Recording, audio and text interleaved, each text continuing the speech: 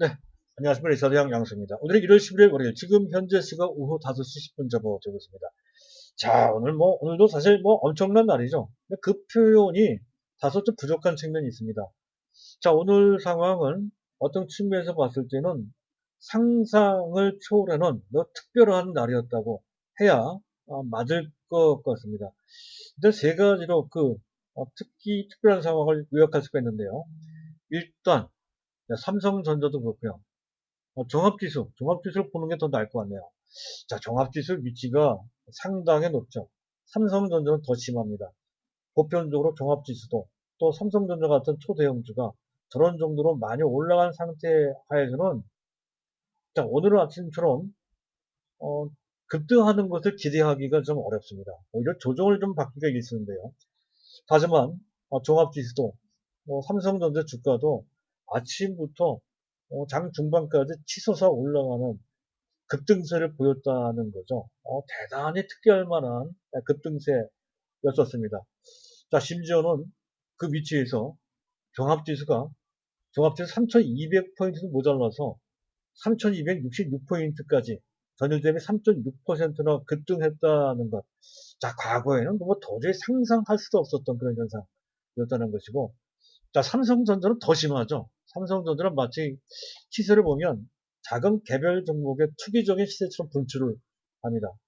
자, 저 정도 올라갔다고 한다면 크게 부담이 될 만도 할 텐데 장중에 무려 9%나 급등을 하면서 장중 최고점이 96,800원까지 치솟아 올라가는 그 당시의 기세는 당장 10만원까지 바로 올라가겠다는 식의 분위기까지 만들어졌습니다. 어쨌든 그 위치에서 그렇게 많이 올라갔다는 것은 물론 후반에 깎이긴 했습니다만은 상당한 변화다. 특기할 만한 그런 현상이다. 이렇게 볼 수 있는 것이고요. 자, 그것도 그거지만 더 큰 그런 특별한 현상은 수급에서 찾아볼 수가 있습니다. 일반 개인들이 오늘 하루 무려 4조 4,800억 원이나 순매수했다는 건데요. 이게 말이나 됩니까? 자, 지난 11월 30일 날, 그 당시 일반 개인들, 동학개미들이 2조 2천 정도를 순매수했을 때, 그 종전의 기록을 2배 이상 갱신하면서 엄청나게 매수했다 하면서, 그 당시 상황에 놀랍다 했던 거거든요. 자, 그때보다도 2배가 넘는 4조 4,800억 원이나 순매수했다는 것도 지수나 또 주가 위치가 낮지도 않은 상태에서 아주 공격적으로 매수했다는 것이 과거 진짜 도저히 상상할 수 없었던 말로 설명하기도 어려운 그런 특별한 현상이라고 할 수가 있는 것이고요.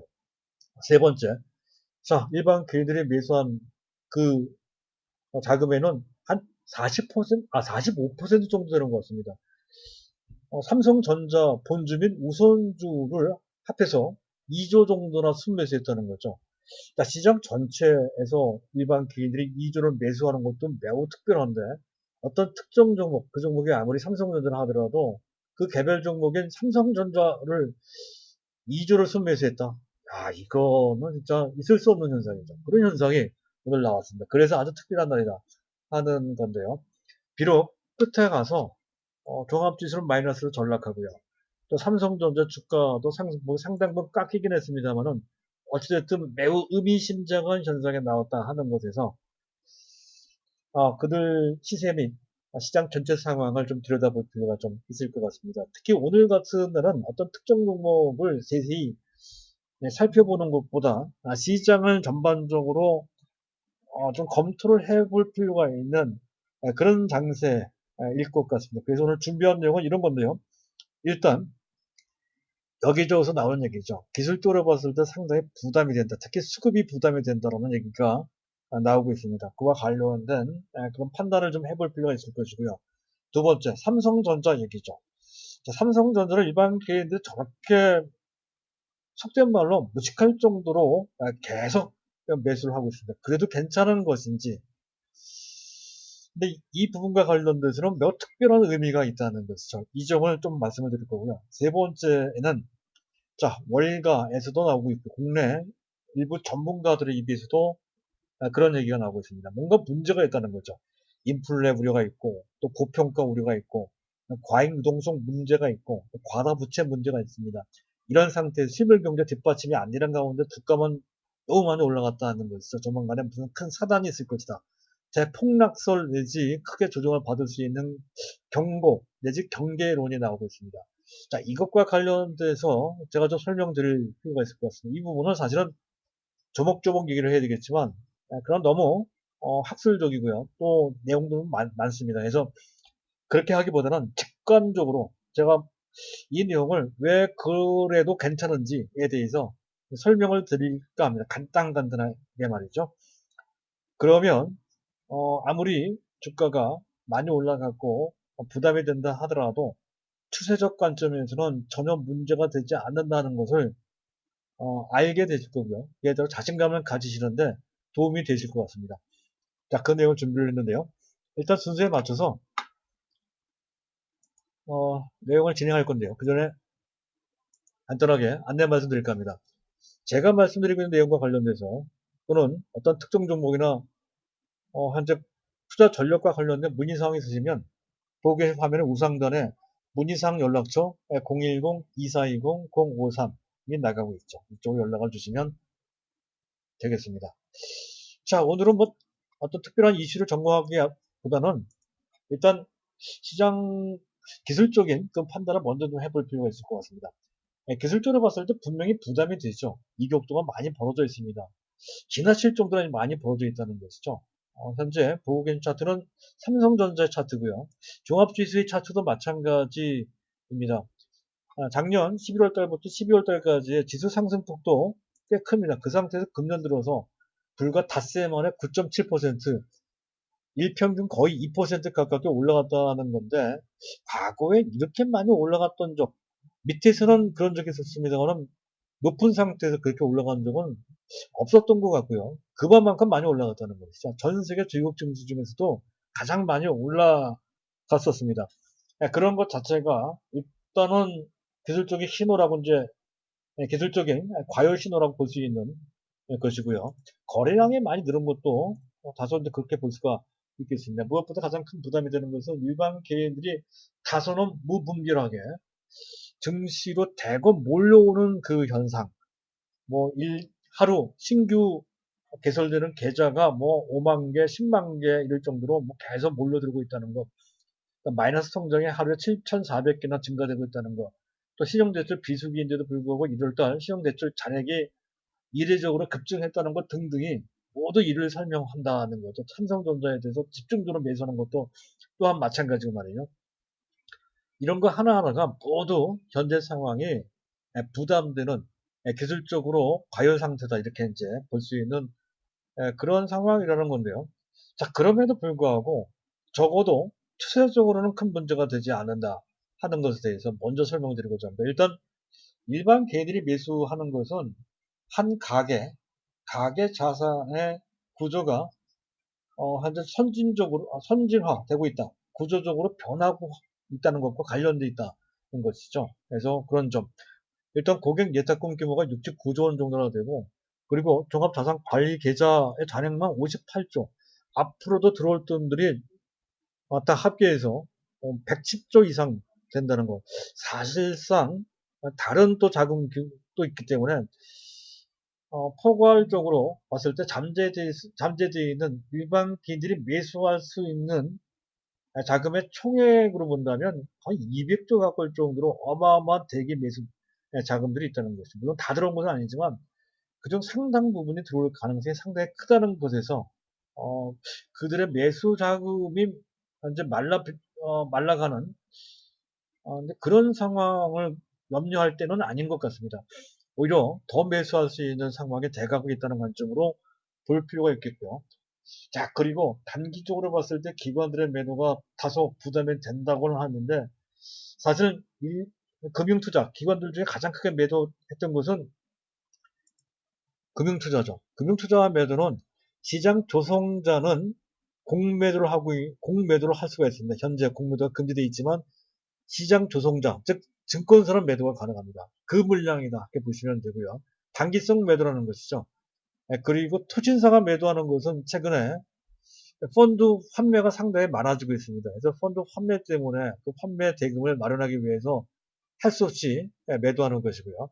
자, 그리고 연기금 매도하는 것은 그들의 전체 운용 자산 중 국내 자산, 국내 주식 비중이 너무 많아졌다는 것이죠. 그들이 설정해 놨던 기준은 17.2%인데요. 이미 그것을 능가하는 것 같습니다. 그래서 그 물량을 기계적으로 현재 조절하기 위해서 매물을 내놓고 있는 것이다. 그렇게 볼 수 있습니다. 어떤 삼성전자나 시장 전체에 대한 부정적인 시각 때문에 추세적으로 매도하는 것은 전혀 아니죠. 기계적으로 할 수 없이 또는 현재 프로그램 매매와 관련돼서 단기 대응하는 것이다. 이렇게 볼 수가 있는 것이고요.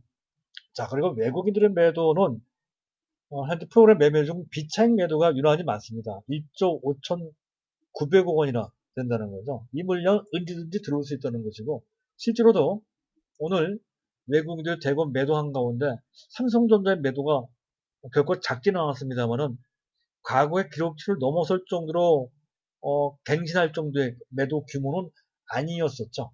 보고 계신 화면에 상단에 있는 차트가 삼성전자의 외국인 매매를 막대 그래프로 그린 그래프입니다. 그래서 보면 결코 작지 않은 매도지만 과거의 기록을 깰 정도로 큰 규모는 아니었다는 점에서 그 점을 알 수가 있습니다. 따라서 일견 외국인들이 매도하고 또 기관들 대거 매도한 곳은 상당히 불리하게 보일지언정 전체로 봤을 때 크게 문제가 되는 것은 아니다 하는 점을 이제 알 수가 있고요. 자, 그리고 시작 그래서 일단 수급과 관련돼서는 크게 걱정할 필요가 없다는 것이고 또 펀더멘탈 측면에서 봤을 때도 나쁘지 않죠.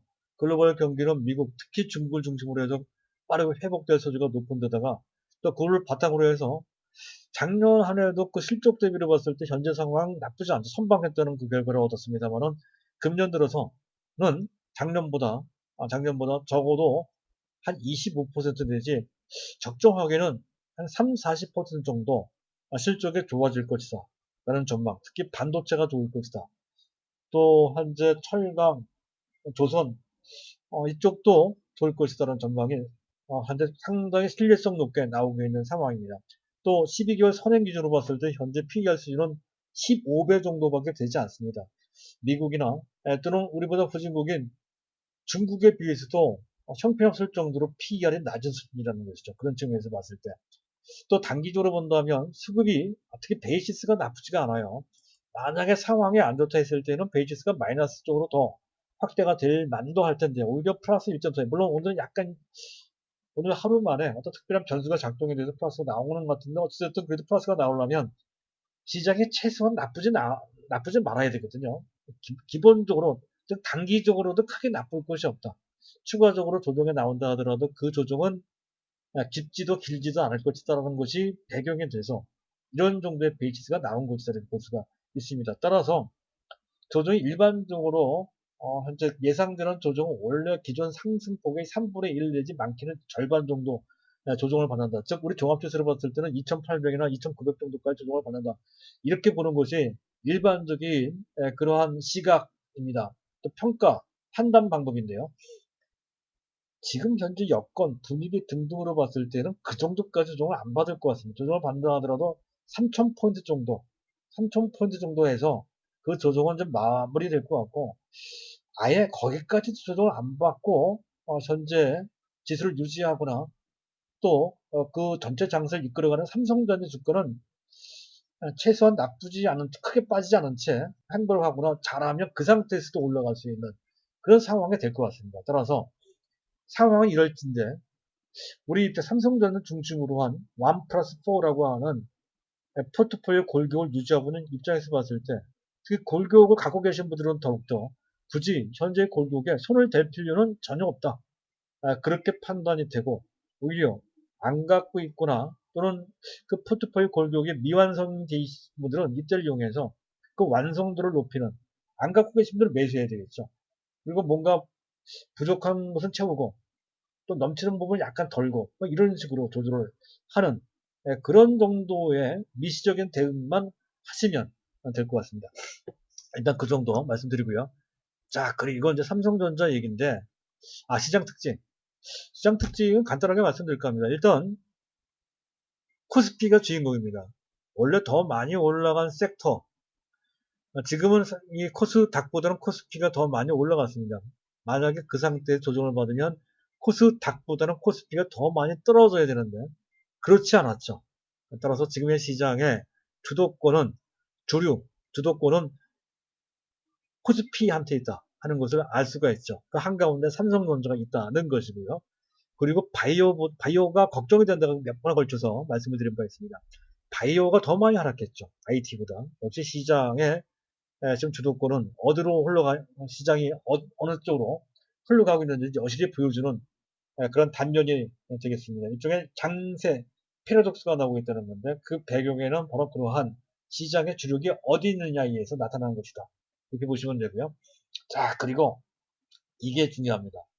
삼성전자를 이제야 비로소 일반 개인들이 서서히 장기 정석 투자 관점에서 매수에 들어가고 있다는 것이죠. 현재 위치에서 삼성전자를 공격적으로 매수할 수 있다면 단기적으로는 불가능합니다. 장기적으로 봤기 때문에 삼성전자를 매수할 수가 있는 것이거든요. 실제로도 일반 개인들이 삼성전자를 계속 매수해 감에 따라서 일반 개인들이 갖고 있는 삼성전자의 비중이 7%, 사상 첫 7%대에 달했고, 반면에 현재 기관들의 보유 비중이 작년 초만 하더라도 8.7%에서 6.8% 정도로 줄었습니다. 현재 기관들이 매도한 것에 대한 공백을 일반 개인들이 여하에 잘 메꿔줄 뿐만 아니라 계속 매수에 들어간다는 것이죠. 그래서 더 이상 삼성전자 주가 관련돼서 그 전에는 삼성전자는 철저하게 외국인들의 손에 의해서 달려 있었다는 건데 지금부터는 앞으로는 아닌 것 같습니다. 외국인도 외국인이지만 일반 개인들도 상당히 능동적으로 참여함에 따라서 외국인과 일반 개인들이 같이 삼성전자의 주가를 좌우하는 주인공이 돼가고 있다. 즉 삼성전자는 더 이상 외국인들에 의해서 왔다 갔다 하는 것이 아니라 내국인, 그 중에서도 일반 개인들이 현재 잡아 들어가고 그래서 장기 정석 투자 관점에서 국민주화 함에 따라서 일반 내국인들의 파워가 그 어느 때보다도 상당히 강해졌다. 이렇게 볼 수가 있는 것이죠. 그리고 외국인들이 아주 공격적으로 매도하지 않을 겁니다. 워낙 좋은 종목이거든요.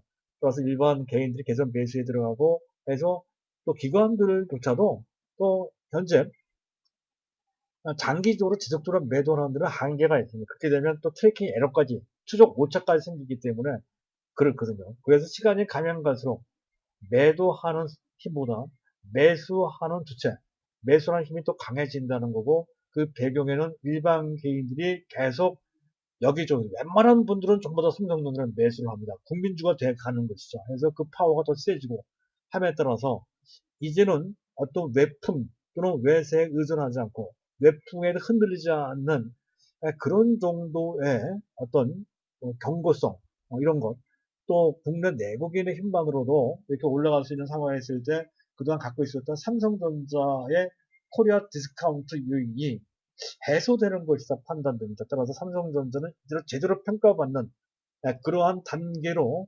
진입하는 것이다. 그렇게 판단이 돼요. 자, 그리고 이제 여기까지.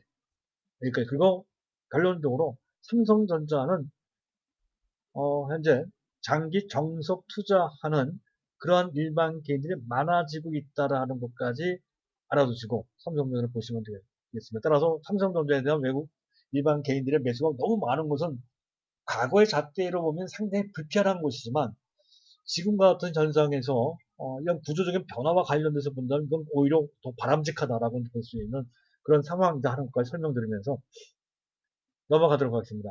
자, 한국 시장과 관련돼서 이러한 판단이 이런 판단을 하시면 판단하시는데 도움이 될 만한 내용이 있는데요. 두 가지 큰 골격이 있다는 것이죠. 한 가지는 앞서서 설명드렸듯이 우리나라 가계자산의 구조적 변화, 즉 가계자산 구조가 선진화되고 있다는 것과 깊은 관련이 되어 있다. 막강한 자금, 막강한 화력이 현재 준비되어 있다는 것과 관련되어 있는 그런 현상이고요. 두 번째, 자, 우리나라 산업 구조가 여러 가지 우여곡절을 거치고 하는 그런 과정 속에서 어느덧 세계적인 4차 산업혁명과 관련돼서 최적화된 것이 아니냐. 오히려 이미 유럽이나 제조업 중심의 일본을 훨씬 그 구조 측면에서 봤을 때 훨씬 더 바람직하고 그 4차 산업혁명의 가장 선봉에 있는 미국과 비교해 봤을 때도 뒤처지지 않는 오히려 미국보다 나은 측면이 있다는 거죠. 우리는 반도체라고 하는 하드웨어, 즉 제조가 있단 말이죠. 그런 측면에서 오히려 한국의 경제 및 그럴 떠받치는 그 산업 구조가 4차 산업혁명에 최적화된 것이 아니냐는 것이고, 최근에 LG전자가, 특히 현대차가 애플과 협력을 하게 된다 하는 것도 그 일환이라는 거죠. 그래서 4차 산업혁명이 진행된다라고 했을 때, 우리나라 시장은 또 한 단계 레벨 업 된다라고 했을 때, 최근에 우리 증시가 그 세계 어떤 증시보다 탄력적으로 올라가는 것은 단기적으로 어떤 매기가 몰려서 일시적으로 나타난 현상이 아니라 매우 구조적인 대변화와 관련돼서 움직이는 것이다. 그래서 종합지수 3천 정도가 아니라 4천, 5천 올라갈 수 있는 그런 구조적인 변화, 패러다임 시프트가 현재 만들어지고 있다는 관점으로 보시면 되겠습니다. 이렇게 크게 봐야 된다는 것이죠. 자, 여기까지. 그리고 마지막으로 월가 경계론인데요. 간단하게 말씀을 드릴까 합니다.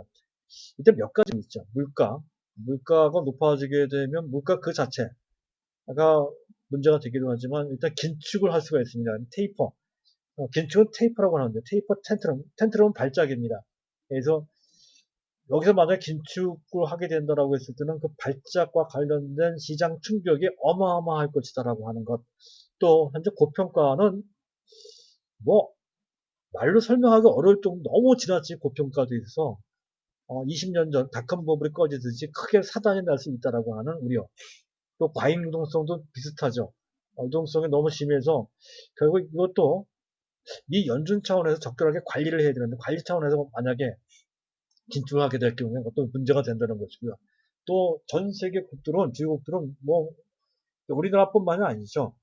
미국도 일본도 유럽도 다 마찬가지입니다. 근데 부채가 너무 많습니다. 국가 부채, 또 가계 부채, 기업 부채가 너무 많다는 것. 2008년도 금융위기를 방불케 하거나 오히려 그때보다 더 심하다라고 한 지적이 있습니다. 이 얘기가 다 맞는 얘기죠. 제가 봤을 때 가장 걱정이 되는 것은 비트코인이 너무 급등하고 있다는 실체가 약한데 비트코인의 가격은 한 개당 뭐 4만 불에 육박하고 우리나라에 4천만이 넘어갔죠. 이런 뭐. 또 테슬라의 주가가 너무 많이 올라가 있습니다. 이제 시가총액이 8,200억 달러 넘어섰다는 건데 같은 계통은 아니지만 어쨌든 전통 자동차 대표적인 업체 중에 하나인 현재 포드사의 시가총액이 23배, 현대차한테도 한 20배 이상 되는 것 같습니다. 그리고 GM의 13배 이상 된다는 거죠. 아무리 테슬라가 좋다, 비전이 좋다 하더라도 실적 대비로 봤을 때 또 주변에 있는 비교가 될 만한 업체들에 비해서 너무 많이 올라온 것이다라고 하는 것. 자, 이런 것은 다소 부담이 되는 측면이 분명히 있어서 이 점은 우리가 살펴는 봐야 됩니다. 그런데 앞에서 얘기했던 물가, 고평가, 과잉동성, 과잉부채와 관련돼서 먼저 말씀드리면 간단하게 말씀드릴게요. 일단 물가 문제는 걱정할 필요가 없습니다. 일단 네 개 체제로 네 개 구조적인 변화 때문에 이제 그런 못하는 거죠. 첫째, 전 세계 산업은 생산 효율성이 어마어마하게 높아졌습니다. 과거에 비해서 원가도 싸고요. 그리고 또 생산할 때 AI 등이 동원됨에 따라서 그 생산의 효율성이 상당히 높아졌던, 생산성이 상당히 높아졌다는 것이 첫 번째고요. 두 번째, 유통. 지금은 유통혁명이라고 할 정도로 직구나 뭐 기타 등등 유통 단계가 그전에 비해서 뭐 비교가 안 될 정도로 상당히 단축이 됐다는 것도 그렇고, 세 번째, 소비. 이게 더 중요한데요. 일단 전 세계는 고령화가 심각할 정도로 진행이 되고 있고요. 또 산업이 발전하면 될수록 4차 산업혁명이 진행되면 될수록 자본이 분배가 되는 것이 아니라 오히려 집중되는 경향이 높아지면서 상대적으로 중산층이 이제 얇아지는 측면이 좀 있습니다. 이렇게 되면 소비가 줄죠. 고령화 때문에 심각하고 또 자본 집중 때문에 그것이 더 가속화, 심화되고 있는 상황입니다. 생산, 유통, 소비 측면 모두 다가 이렇게 되고 있거든요. 따라서 물가가 올라갈 수가 없죠. 오히려 잘못하면 떨어지기 쉬운 그런 상황이 됐다는 것이고요. 두 번째, 고평가 문제인데 이렇게 구조적으로 전 세계에는 저물가, 저금리, 저성장이라 했을 때 과거의 평가 기준이었던 PER 10배, PBR 1배라고 하는 기준은 사실상 지금은 적합치 않습니다. PER은 30배, PBR은 2배, 3배 돼도 되는, 아직은 교과서적으로는 높다고 하지만 새로운 기준이 현재 만들어져야 된다는 건데 지금은 그렇게 진행되고 있는 것이고요. 그리고 4차 산업혁명이라는 것은 뭐 공장도 필요 없고요. 또 지금 당장 뭐 수익이 나는 것도 또한 아니죠. 따라서 과거의 평가 척도였었던 자산이나 수익 등을 통해서 현재 주가가 높다 낮다 이렇게 평가할 수가 없습니다. 그 잠재력이라든가 시장이라든가 또 안정성 기타 등을 다 따져봐서 새롭게 그 척도를 만들어야 된다는 거. 어쨌든 과거의 척도는 그 특정 종목의 특정 주가를 현재 주가를 판단하는데 한계가 분명히 있다는 거죠. 과거의 잣대로 현재 상황을 판단할 수 없다는 것이고요. 세 번째 과잉동성 문제인데 이건 조금 어려운 문제인데 전 세계적으로 현재 지금 화폐 유통 속도가 현격하게 저하되고 있는 상태에 따라서 총유동성 일종의 총통화라고 보시면 되겠습니다. 총통화는 그 전에 비해서 상당히 많이 떨어져 있는 상태입니다. 똑같이 보름화폐가 발행이 된다 하더라도 그전에는 잘 돈이 돌아서 총유동성, 즉 M2라고 하는데 M2가 어느 정도 됐는데 지금은 그게 M2가 상당히 똑같이 현재 그 발굴을 한다 하더라도 과거 같은 M2가 안 나옵니다. 그게 M2 공백이라고 하거든요. 이 M2 공백은 M2 총동성 공백 어떤 식으로든지 메꿔줘야 된다는 거죠. 그러려면 양쪽 완화를 해야 돼요. 더군다나 코로나가 있고 또 최근에 디플레 현상이 특히 일본을 중심으로 해서 심화되고 있는 상태. 이게 이를 바탕으로 해서 일각에서는 양쪽 완화라는 것을 통해서 양쪽 완화를 어떤 일정 기간 한시적으로 할 것이 아니라 영구화하자는 얘기까지 나오고 있는 상태라는 것이죠. 따라서 지금 현재 양쪽 완화를 통한 총유동성 장세는 부득불 구조화될 소리가 상당히 크다는 것이고요. 그리고 그 테이퍼 텐트럼 긴축과 관련된 어떤 위험이 있다고 하지만 그것은 미국 연준에서 이미 어느 정도 특정하고 있고 그리고 그 결과는 오히려 긴축하는 것 그 자체보다 과잉동성 그 문제보다는 긴축하는 게 더 위험하다는 결론을 내고 있습니다. 따라서 긴축한다 하더라도 상당히 부드럽게 하거나 시기를 늦춘다든가 하는 방식으로 한다는 거죠. 충분히 시장에서 그걸 소화할 수 있는 정도 수준으로만 긴축하는 것이니 긴축과 관련된 문제는 불거질 염려가 거의 없다는 것이고요. 자, 과다 부채와 관련돼서는 좀 저금리 상태라는 것이 이게 일시적인 저금리가 아니고 만성적인 구조적으로 저금리. 지금은 저금리 정도가 그 금리가 거의 0에 가까울 정도, 심지어는 마이너스에 나올 정도 금리가 낮습니다. 그러니까 금리가 장기, 거의 구조적으로 저금리가 된다라고 했을 때 국채를 아무리 발행한다 하더라도 그와 관련된 이자 부담이 굉장히 낮아지게 되죠. 바로 그를 통해서 버티고 앞으로도 버틸 수 있는 국가가 가장 대표적인 나라가 일본입니다. 일본의 총 부채는 근 400% 가깝게 돼 있거든요. 380%인데 그 400% 전제 돼 있는 것 같습니다. 자, 그럼에도 불구하고 별 문제 없이 진행되고 있는 것은 바로 현재 금리가 워낙 낮기 때문에 그런 것이거든요. 그래서 일각에서는 특히 일본을 두고 하는 얘기입니다. 그 부채를 영구화시킨다는 얘기가 나오고 있죠. 부채의 영구화. 그것도 규모가 점점 커져도 괜찮다라는 얘기까지 나오고 있습니다. 정석적인 교과서적인 판단이 아닙니다. 현재 상황과 관련돼서 이런 현상이 진행되고 있는 약간 시험적인 그런 판단인데 하지만 이게 맞는 것 같아요.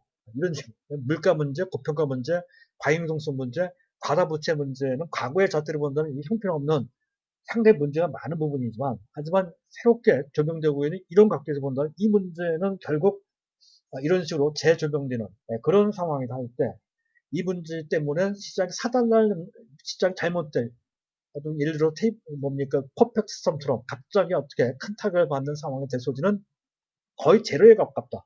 단기적으로 약간의 어떤 변수로 조정을 받거나 타격을 받거나 그럴 수는 있지만 구조적으로 크게 2008년도 금융위기처럼 크게 터지는 사태로까지 나빠지지는 않는다 하는 것을 충분히 알 수 있다는 것이죠.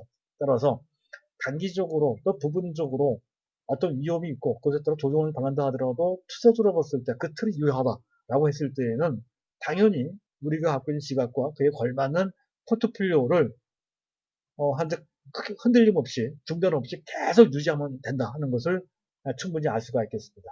자, 오늘은 이것저것 얘기를 했는데요. 오늘은 여기까지 하겠습니다. 감사합니다.